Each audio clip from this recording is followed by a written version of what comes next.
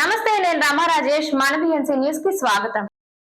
వీరవాసరం మండలం నేలపోగుల గ్రామంలో ఇది మంచి ప్రభుత్వం కార్యక్రమాన్ని శనివారం నిర్వహించారు. ఇందులో భీమవరం ఎమ్మెల్యే పులపర్తి రామాంజనేయులు పాల్గొని మాట్లాడుతూ 100 రోజుల్లో కూటమి ప్రభుత్వం సుపరిపాలన అందించిందని అన్నారు. గత ప్రభుత్వ అధికారుల కార్లకు డీజిల్ కూడా కొట్టించలేని పరిస్థితుల్లో ఆ ప్రభుత్వం పనిచేసిందని అన్నారు. ఈ కార్యక్రమంలో జేడీవై వెంకటేశ్వరరావు, జడ్పీటీసీ గుండా జయప్రకాష్ నాయుడు, ఎంపీపీ వీరవల్లి దుర్గా భవాని, తెలుగుదేశం పార్టీ రాష్ట్ర కార్యదర్శి కోళ్ల నాగేశ్వరరావు తదితరులు పాల్గొన్నారు.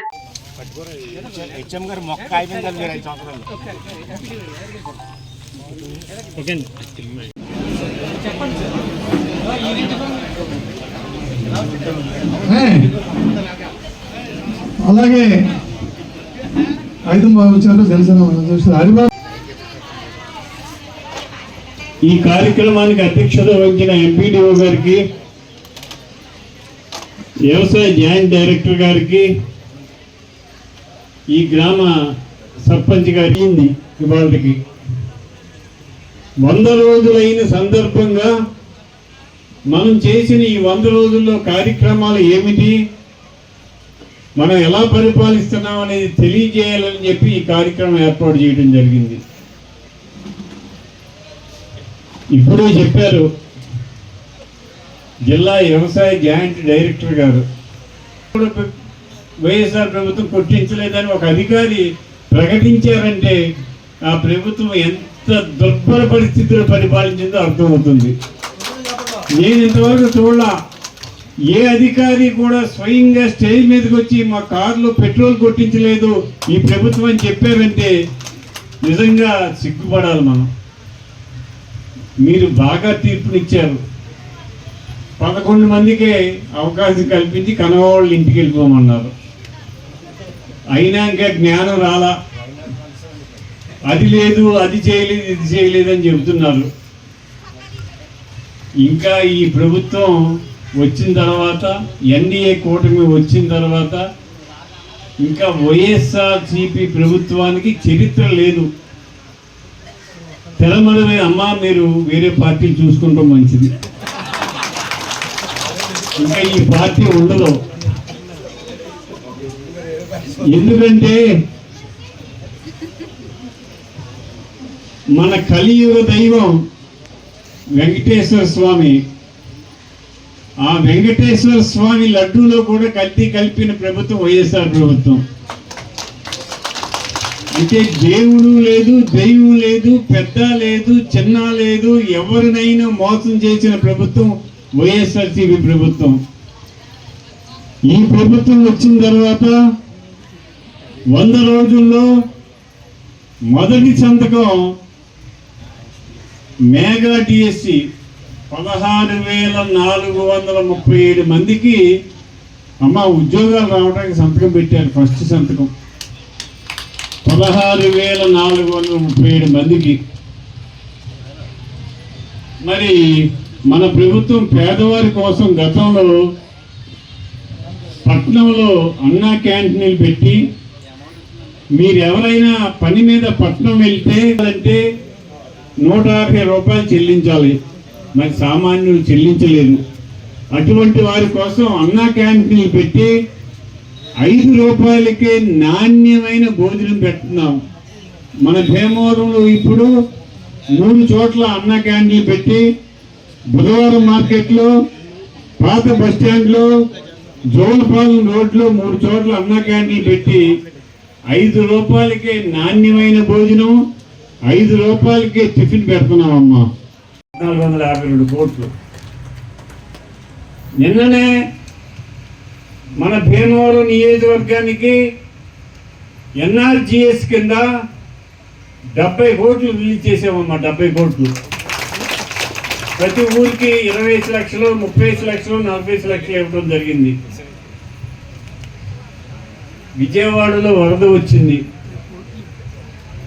వరద వస్తే ముఖ్యమంత్రి ఏం చేస్తారయ్యా అంటే, ముఖ్యమంత్రి కార్యాలయంలో కూర్చుని అక్కడికి వెళ్ళండి, ఇక్కడికి వెళ్ళండి అధికారులని ఆదేశిస్తారు.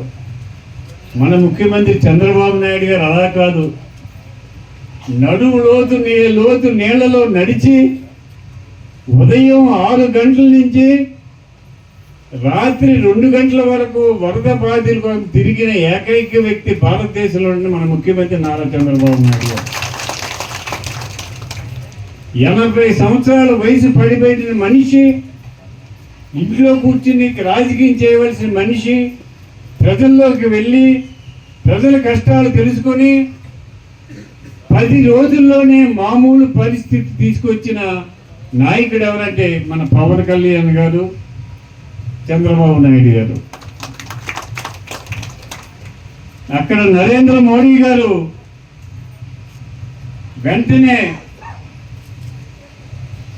అక్కడి నుంచి స్పెషల్ టీంని పంపించి ఎంత నష్టపోయింది నష్టపరిహారం ఎస్టిమేట్ చేయమని నరేంద్ర మోడీ గారు పంపించారు. త్వరలో కేంద్రం కూడా నష్టపరిహారం ఇస్తుంది. ఇంతవరకు రాష్ట్ర చరిత్రలో ఒక ఇల్లు మునిగిపోతే 25,000 రూపాయలు ఇచ్చిన ప్రభుత్వం మన ఎన్డీఏ ప్రభుత్వం. 25,000 ఇచ్చారు ఇప్పుడు విజయవాడలో మునిగిపోయిన ఇళ్ళకి.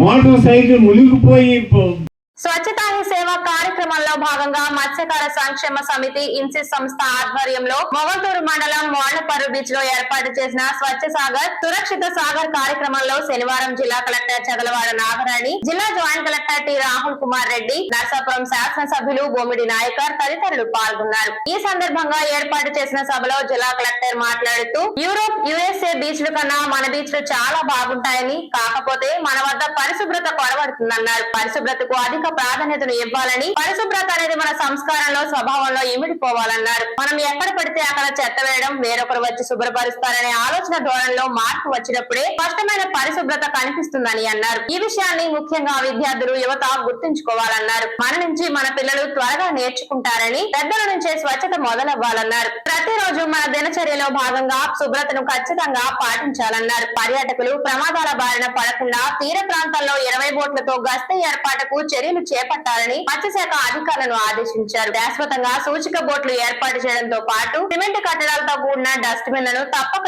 ఏర్పాటు చేయాలని ఆదేశించారు. ఈ కార్యక్రమంలో జిల్లా joint collector T Rahul Kumar Reddy, Narasapuram RDO M Achyuta Ambarish, స్థానిక నాయకులు కొత్తూరి రామరాజు, కొవ్వలి యజ్రాజ రామ్మోహన్ నాయుడు, జిల్లా మత్స్యశాఖ అధికారి RVS Prasad, SETWEL CEO KS Prabhakar Rao, Narasapuram division DSP NBM Muralikrishna, Mogalturu తహసీల్దార్ CS Vidyapati, sarpanch Ande Venkatalakshmi, MPTC Ande Mukteswararao, Perupalem south sarpanch Tirumani Vijayalakshmi, municipal chairperson D Sriramana, మత్స్యకార శాఖ సంక్షేమ సమితి రాష్ట్ర గౌరవ అధ్యక్షులు Maila Srinivasa Arjuna Kumar, D Sitaramaraju, Gunnabhatra trust founder Nandini Prasad, ఇన్సిస్ సంస్థ ప్రతినిధులు, విద్యార్థులు, వివిధ శాఖల సిబ్బంది తదితరులు పాల్గొన్నారు.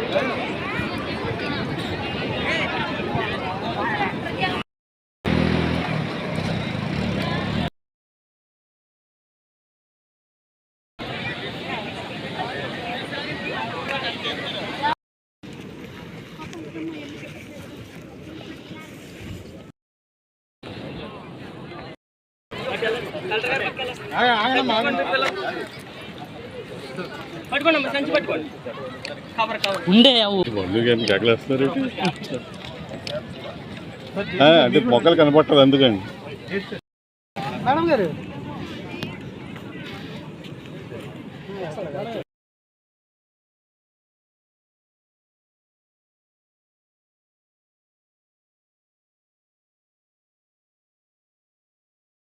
ఆర్గనైజ్ చేయడంలో ముందు ఉన్న మత్స్యకార సహకార సంఘ సభ్యులు, నిర్వాహకులు, ప్రతి ఒక్కరికి నా యొక్క హృదయపూర్వక నమస్కారాలు. అలాగే ఈ కార్యక్రమంలో ఉత్సాహంగా పాలు పంచుకోవడానికి వచ్చిన గ్రామస్తులు, పెద్దలు, పిల్లలు, స్టూడెంట్స్ అందరికీ కూడా నా యొక్క నమస్కారాలు. గవర్నమెంట్ ఆఫ్ ఇండియా మనం 10 రోజుల కోసం ఈ కార్యక్రమాన్ని ప్రత్యేకంగా స్వచ్ఛ హీ సేవ పేరుతోటి మన జిల్లాలో చేసుకుంటున్నాం. ఇది దేశవ్యాప్తంగా కూడా జరుగుతుంది. ఈ క్లీన్లీనెస్ అనేది ఈ 10 రోజులు మనం ప్రత్యేక శ్రద్ధ పెట్టి చేయడం ద్వారా దాని యొక్క ఇంపార్టెన్స్ జీవితంలో ప్రతిరోజు ఉంటుంది. ప్రతిరోజు మనం క్లీన్లీనెస్ ఈ విధంగా మెయింటైన్ చేసుకోవాలి అనేది ఒక మెసేజ్ పిల్లల ద్వారా, పెద్దల ద్వారా అందరూ మనం పదే మనం చెప్పుకుంటున్న ఒక పాఠం ఇది. మనం శుభ్రంగా ఉండాలి. మనం ఉన్న ఇంటిని కూడా మనం శుభ్రంగా ఉంచుకోవాలి. మన చుట్టూ ఉన్న గ్రామాలు కూడా మనందరూ కూడా శుభ్రం చేసుకోవాల్సిన అవసరం ఉంది. శుభ్రత, పరిశుభ్రత ప్రతి ఒక్కరు కూడా మనం శుభ్రంగా ఉంటే కనుక మన ఊరు కానీ మన ఇల్లు కానీ అన్ని శుభ్రంగా ఉండే పరిస్థితి. కాబట్టి ప్రతి ఒక్కరు కూడా మన వాక్యని పాటిస్తూ, అంటే పొరుగు దేశాలు చూడండి, యూరోప్ దేశాలు కానీ మన పక్కనున్న దేశాలు కూడా, చిన్న చిన్న దేశాలు కూడా అక్కడ చాలా శుభ్రతలో చాలా ముందున్నారు, ప్రజలు కూడా పాటిస్తున్నారు. కానీ మన ఇండియాలో ఏంటంటే మనం దాన్ని అమలు చేసుకోలేకపోతున్నాం. ప్రజల్లో కూడా మనం కూడా వాటిని పరిశుభ్రంగా ఉంచుకోలేకపోతున్నాం. మన స్టూడెంట్స్ మీరు అందరూ చదువుకుంటున్నారు, మీరు కూడా ప్రతి ఒక్కరు కూడా మీరున్న ఇంటిని కానీ మీరు చదువుకున్న స్కూల్ని కానీ ఏదైనా సరే మీరు చుట్టూ ఉన్న వాతావరణం కూడా మీరు అందరూ కూడా శుభ్రం చేసుకోవాల్సిన అవసరం ఉంది. దయచేసి మీరందరూ కూడా రాష్ట్రంలో తెలుగుదేశం కూటమి ప్రభుత్వం మద్యాన్ని ప్రధాన ఆదాయ వనరుగా చూడకుండా లక్షలాది గీత కార్మికులకు జీవనాధారంగా ఉన్న కల్లుగీత వృత్తిని ఆధునీకరించాలని ఏపీ కల్లుగీత కార్మిక సంఘం రాష్ట్ర ప్రధాన కార్యదర్శి నరసింహమూర్తి డిమాండ్ చేశారు. శనివారం స్థానిక సిఐటియు కార్యాలయంలో విలేకరుల సమావేశం జరిగింది. ఈ సమావేశానికి హాజరైన ఏపీ కల్లుగీత కార్మిక సంఘం రాష్ట్ర ప్రధాన కార్యదర్శి జుత్తిక నరసింహమూర్తి మాట్లాడుతూ అక్రమ మద్యం, కల్తీ మద్యం అమ్మే బడా వ్యాపారులతో సంబంధాలు ఉన్న ఎక్సైజ్ అధికారులు ఏ స్థాయి వారైనా చర్యలు తీసుకోవాలని, ఆ శాఖను ప్రక్షాళన చేయాలని డిమాండ్ చేశారు. ప్రభుత్వాలు, పాలకులు మారుతున్నా కానీ రాష్ట్రంలో ఆపదలో ఉన్న గీత కార్మికుల బ్రతుకులు మాత్రం మారడం లేదు. గీత కుటుంబాలకు ఉపాధి పెంచే విధంగా నూతన కళ్ళు విధానాన్ని రూపొందించాలని విజ్ఞప్తి చేశారు. కల్తీ లేని ప్రకృతి పానీయం, ఆరోగ్యానికి ఎన్నో రకాలుగా ఉపయోగపడే ఆహారం లాంటి తాటి కళను, నీరా తాటి ఉత్పత్తులను ప్రోత్సహించి ప్రభుత్వమే ప్రచారం చేయాలన్నారు. వృత్తిలో ప్రమాదాలను నివారించేందుకు తెలంగాణ ప్రభుత్వం ఇస్తున్నటువంటి సేఫ్టీ మోపులు ఇవ్వాలని విజ్ఞప్తి చేశారు. బీమాతో సంబంధం లేకుండా 5 లక్షలు ఇవ్వాలని కోరారు. ప్రమాదంలో చనిపోయిన వారి కుటుంబానికి తక్షణమే దహన సంస్కారాలకు 30,000, గాయాలైన వారికి వైద్య ఖర్చులకు 25,000 కార్పొరేషన్ ద్వారా ఇవ్వాలని, వృత్తి చేస్తున్న వారందరికీ ద్విచక్ర మోటార్ సైకిళ్లు ఇవ్వాలని కోరారు. ఈ సమావేశంలో సంఘం రాష్ట్ర ఉపాధ్యక్షుడు కామన మునిస్వామి, సహాయ కార్యదర్శి బొక్కా చంటి, కడలి పాండు, కమిటీ సభ్యులు దాసరి సూరిబాబు, బొంతు శ్రీనివాస్, చింతపల్లి చిన్నవేరస్వామి మరియు తదితరులు పాల్గొన్నారు.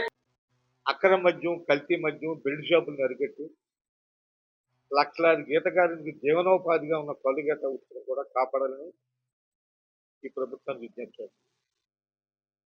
ఎక్సైజ్ డిపార్ట్మెంటు కొందరు ఉన్నతాధికారులు, మా కింద స్థాయి అధికారులు కూడా కొద్దిమంది అక్రమ మద్యం, కల్తీ మద్యం వ్యాపారంతో చేతులు గడిపారు. వారు రేపు భవిష్యత్తులో కూడా అదే విధానం కొనసాగిస్తే మా కలుగెత్త వృత్తికి తీవ్ర నష్టం జరుగుతుంది.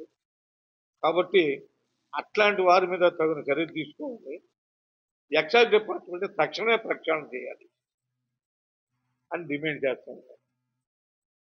కేరళ ప్రభుత్వం కళ్ళు గీత వృత్తిని ఆదుకునే పని కోసం పరిమితమైన మద్యం షాపులు ప్రభుత్వమే నిర్వహిస్తూ కళ్ళు గీత కార్మికులకు జీవనోపాధి కల్పిస్తూ అనేక రకాల సదుపాయాలు కల్పిస్తారు.